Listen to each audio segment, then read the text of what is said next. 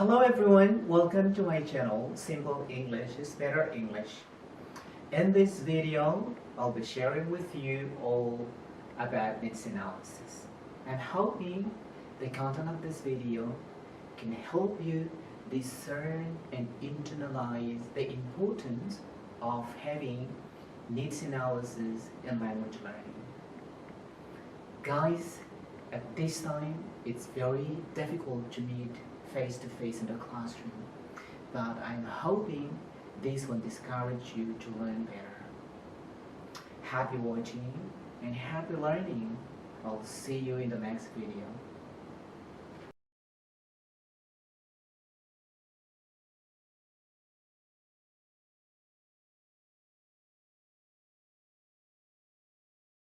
Assalamualaikum warahmatullahi wabarakatuh. Welcome to Curriculum and Material Development 1. Today we will be discussing needs analysis, which is I think it's very important before we go any further of understanding what's curriculum and material development. So we're going to begin our class today by what is needs analysis? To understand this is crucial at the outset of the class. Needs analysis is that ways or step to gather information about learners' needs.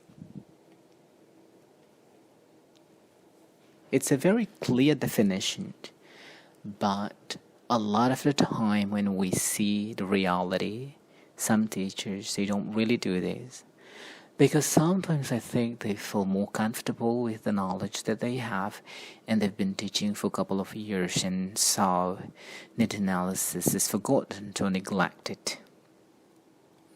One of the basic assumptions of curriculum development is that a sound educational program should be based on an analysis of the target learner's needs. Okay, so this is one of the key areas that I think you need to focus on before you teach the class. You need to know who are the students that you're going to teach. Don't feel too much confident about your knowledge. Whatever your knowledge is, that you need to make sure that when you're given chance to teach a class, you need to know who are they. And so we're going to talk about the purpose of needs analysis. What are the purpose of needs analysis? Here I have 2 slides. We're going to talk about the first slide. The purpose of needs analysis are to find what language skills a learner needs in order to perform a particular role. So what I mean by this is that it's very essential for the teacher to understand the variety of the students in the class, what role that they're going to perform. Because the role that we're going to set sometimes are not going to work. For example, like you wish students to have role play, or you wish the students to come in front of the class, but sometimes you find it very frustrating because the student feel reluctant to do the job because they feel like they can't do it, even we feel like they can do it. So this is becoming a problematic during the teaching and learning process. Next, to help determine if an existing course adequately addresses the needs of potential students.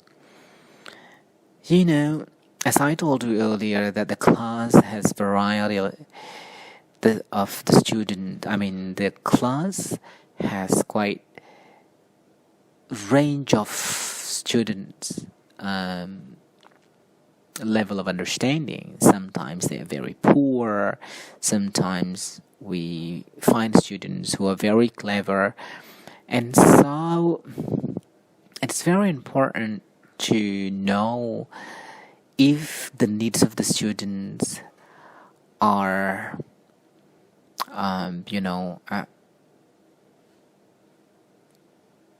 attained, this I'm gonna say. Which part of the lesson or the course that do not help student at all.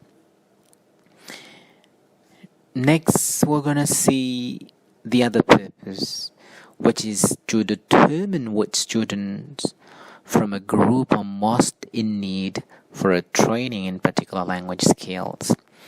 For this part, I think, if you can check yourself, sometimes in a speaking class, let me just take this as an example.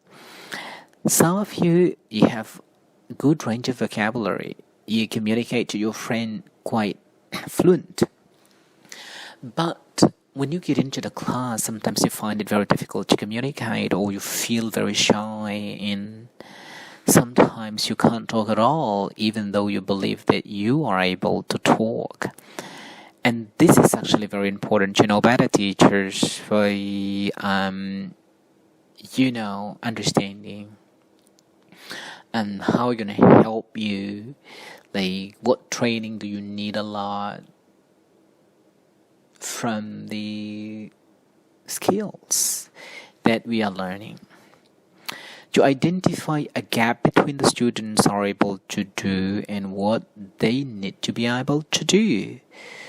This is actually quite apparent that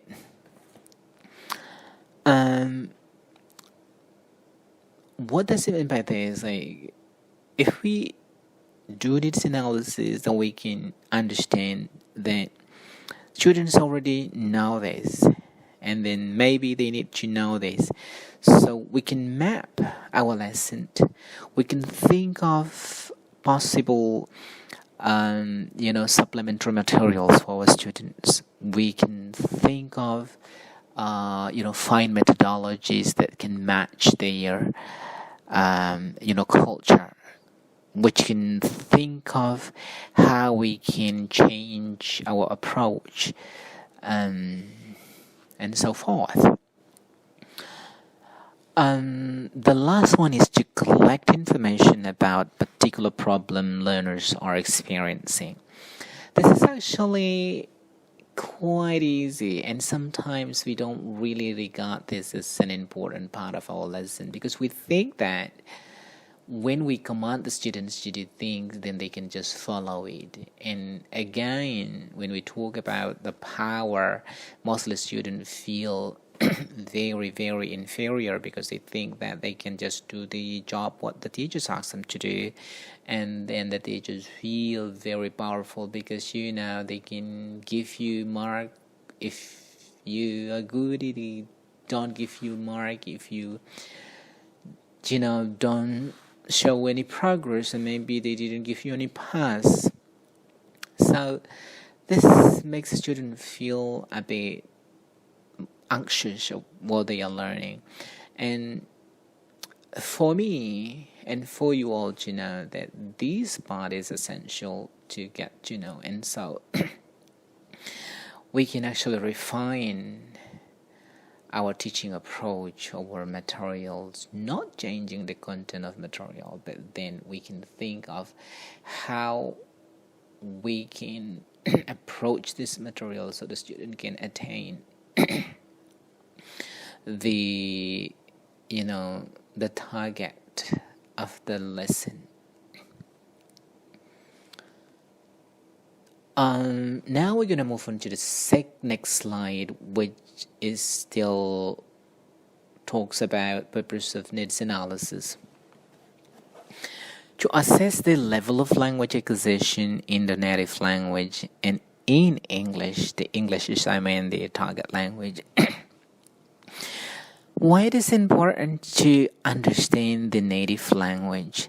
Because when you actually talk fluently and understand your native language appropriately, then we have an assumption that you can operate any language, because if you find it difficult to communicate in English, then you can just mix it.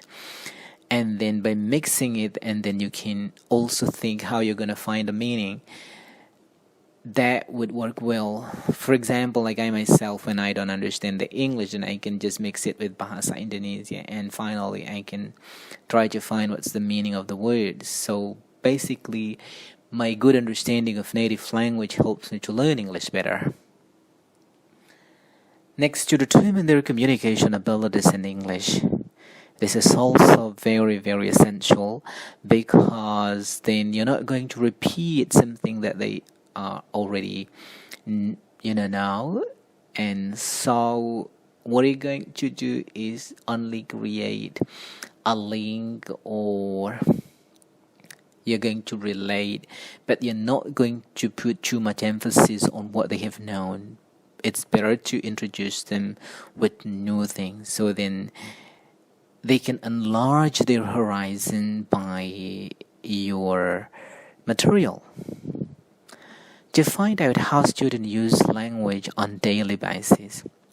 This is also important, as I think you may know that a lot of definition and a lot of literature explain that the more you use it, the better you can understand it.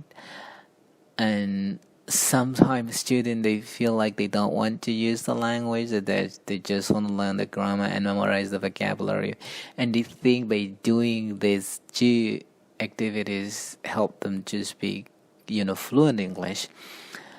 Well, language can't work. So what you're going to do is that you need to use it. And what is the function of needs analysis here is that to map how many students use the language on a normal daily basis, and how many students just keep silent and learn within their heart.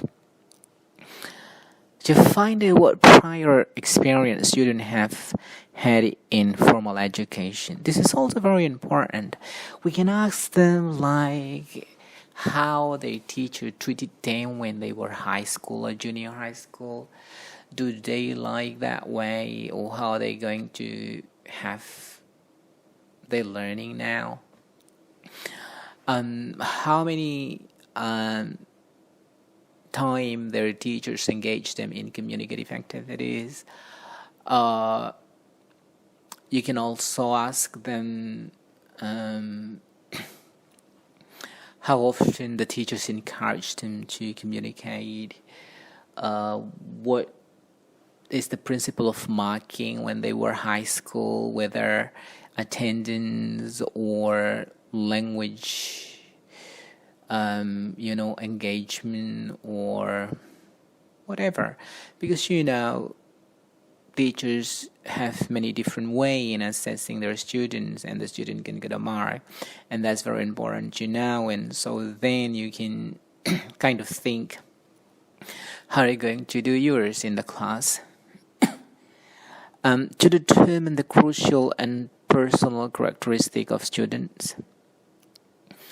This is also very important, because we need to know how the student learn, because some of the students are coming from cultural and religion, like different cultural background or religion background, or maybe educational background or social background. And so when they come into the class, we can't get them have same understanding of how to learn the language. And this is also very crucial to know. So then you can begin with just follow what they really want, and then gradually you can bring them to how actually the culture of learning the target language require them to do in the class. And to determine current level of language proficiency of the students. This is also very important, like how many students get advanced level or elementary level, upper elementary. In mapping this is actually not actually to put them completely different class, but then actually to range your materials, like how in percentage of having low level kind of things and then advanced. So for example, here we have 10% of advanced level, and so you can introduce quite high materials, and so the lower level will not actually get stressed because the proportion of this is just very small. But by doing this, then they can have experience of what is actually the lesson like, and they will experience that kind of introduction. For the high achievers, this can be a challenge, and they can manage it because it's not too much. When we get into the very low achievers material, and then the high level achievers can actually help the low achievers. So here you can see how the mutual help can exist in the class. And then to identify student perception of language difficulties, this is also very important to know, like how the student feel when they teacher speak English all the time. Do they like it or do they don't like it? What they don't like, what they like, how they want the class to be treated, and things like that. It's just very, very important to know, and so we can treat them as they want. Of course, not following them in order to be, bringing the level of teaching very low, but then just to make them feel comfortable during the teaching and learning process. Now, we're going to move on to the idea of what needs analysis covers. Needs analysis entail the study of perceived and present needs, as well as potential and unrecognized needs. There are some key words here, for example, like present needs. The present needs means like what they really need now. Do you think what you have made is already make them satisfied? This is a very big question that you need to keep in mind throughout your teaching and learning process. Potential needs, like you can envisage what will be the needs that they really want, even though like you haven't seen in the current observation, but then you kind of predict. And unrecognized needs means like you haven't seen that, but probably you can sort of provide that, and so when they need it, you don't really work very hard, but you already have them. Now we're going to move on to the next slides, which is when do we need to do needs analysis. Needs analysis may take place prior to, during, or after language program. What does it mean by prior to? You can do this at the outset of the class.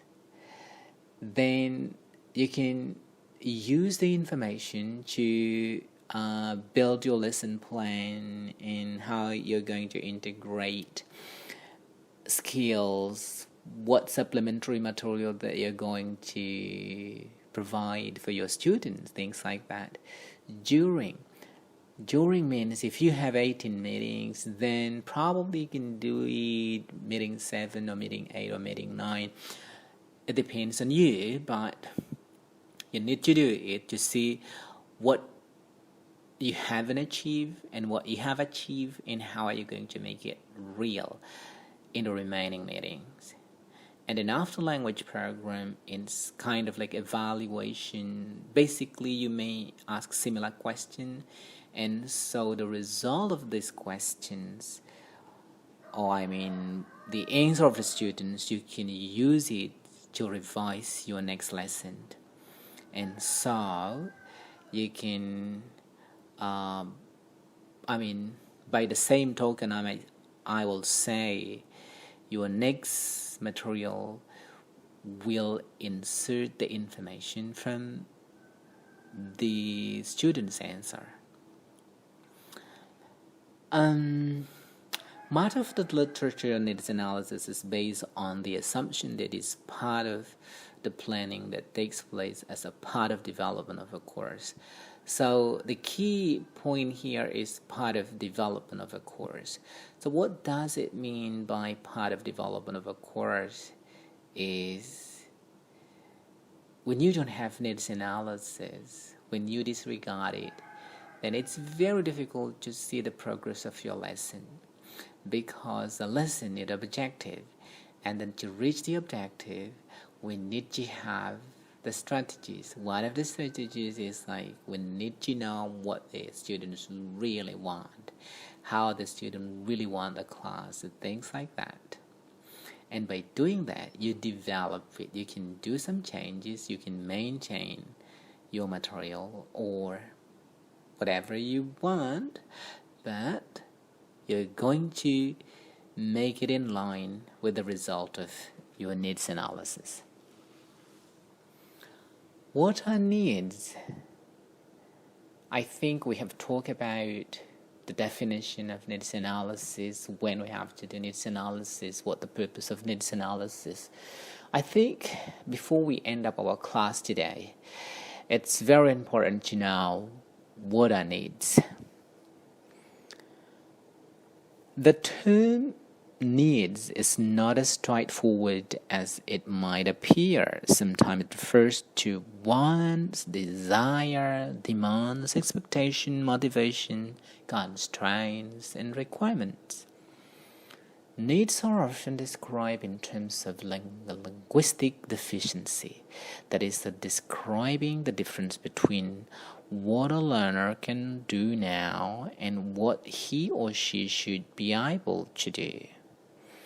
They suggest that needs have objective reality and are simply there waiting to be identified and analyzed.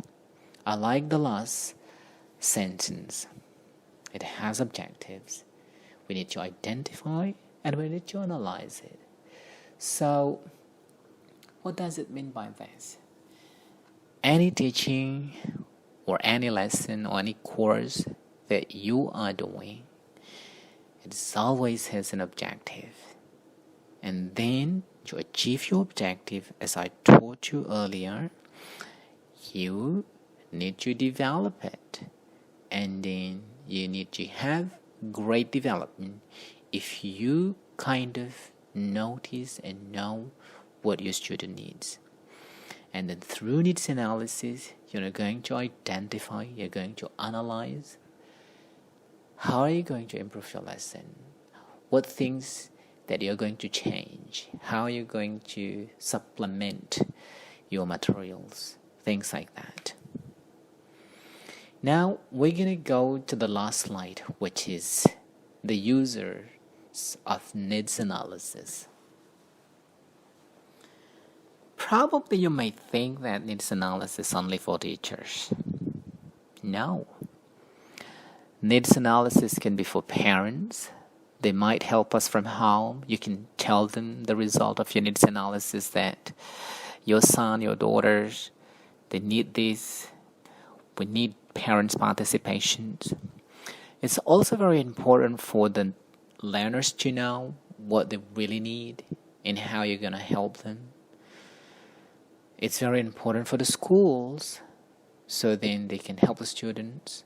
Probably they can provide facilities, maybe they can help provide audio or whatever. It depends on the result of needs analysis. Here, a needs analysis may be conducted for a variety of different users, such as revising the senior high school English curriculum and evaluating the adequacy of existing syllabus, curriculum, and materials. And there's so many. Well, I think that's all our meeting today. If you have any question, please address them to WhatsApp, text messages, or probably you can ask me here in YouTube. And for those of you who really want to know what on its analysis, then you can just go to Graves 2000 and Richards 2001. And you can see here, that's a reference. Yeah, we have two main references, Graves and Richards. That's all. I'll see you next meeting. Bye. Assalamualaikum warahmatullahi wabarakatuh.